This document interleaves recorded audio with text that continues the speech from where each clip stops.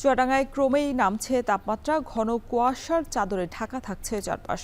এতে চরম দুর্ভোগে পড়ছেন দরিদ্র শ্রমজীবী মানুষ। অন্যদিকে বাড়ছে শীতজনিত রোগের প্রকোপও। এ বিষয়ে বিস্তারিত জানাতে যুক্ত হচ্ছেন সহকর্মী অনিক চক্রবর্তী।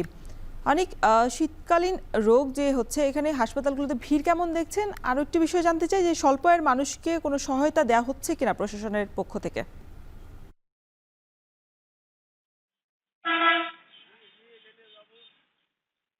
রওশন, আজ চুয়াডাঙ্গায় সকাল ৬টায় তাপমাত্রা রেকর্ড করা হয়েছে ১৩.৫ ডিগ্রি সেলসিয়াস। অর্থাৎ তাপমাত্রার পারদ কিন্তু আসলে গত কয়েকদিনের থেকে আসলে নামতে শুরু করেছে। আজ ভোর থেকে আসলে ঘন কুয়াশায় ঢাকা ছিল সড়কের চারপাশ।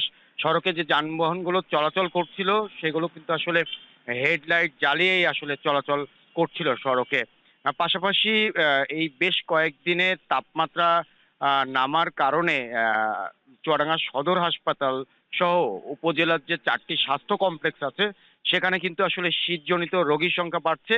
এসব ভর্তি হওয়া রোগীর মধ্যে শিশু এবং বয়স্কদের সংখ্যাই বেশি। পাশাপাশি সদর হাসপাতাল এবং প্রাইভেট যে ক্লিনিকগুলো আছে সেখানে শীতজনিত ভর্তি রোগীর সংখ্যা কিন্তু প্রতিনিয়তই বাড়ছে।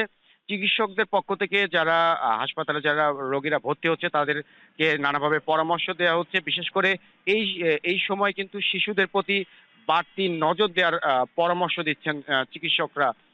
এছাড়া হঠাৎ করেই আসলে তাপমাত্রা নামার ফলে শীত কিন্তু প্রতিনিয়তই বাড়ছে। ঘন কুয়াশা থাকছে চারিপাশ। এতে করে দুর্ভোগ কিন্তু আসলে বেড়েই চলেছে। সবথেকে দুর্ভোগে পড়েছেন কিন্তু খেটে খাওয়া মানুষ এবং নিম্ন আয়ের মানুষ, ছিন্নমূল মানুষ। পাশাপাশি আমার ঠিক পেছনেই কিন্তু যারা দাঁড়িয়ে আছে তারা কিন্তু আসলে শ্রমিক। অর্থাৎ তারা ঠিক ভোরে আসে আসলে কাজের সন্ধানে সড়কের পাশে আসলে তারা অবস্থান করে। আ আমার সাথে বেশ কয়েকজন দিনমজুরের কথা হয়েছিল, শ্রমিকের কথা হয়েছিল। তারা বলছে যে ভোরে তারা যখন কাজের সন্ধানে রাস্তায় বের হয় তখন কিন্তু আসলে তাদের অনেক কষ্টের শিকার হতে হয়। পাশাপাশি আবহাওয়া অফিসের সাথে আমার কথা হয়েছিল। আবহাওয়া অফিস বলছে যে আজকে তাপমাত্রা ১৩.৫ ডিগ্রি সেলসিয়াস তারা সকাল ৬টায় রেকর্ড করেছে। এই তাপমাত্রা প্রতিনিয়তই নামবে। অর্থাৎ সামনের যে দিনগুলো আসছে সেই দিনগুলো কিন্তু আরো ভয়াবহ। তাপমাত্রা কমবে, শীতের পরিস্থিতি আরো বাড়বে চুয়াডাঙ্গায়। তো শীত পরিস্থিতি নিয়ে আমার কাছে রওশন, চুয়াডাঙ্গা থেকে এই ছিল সর্বশেষ।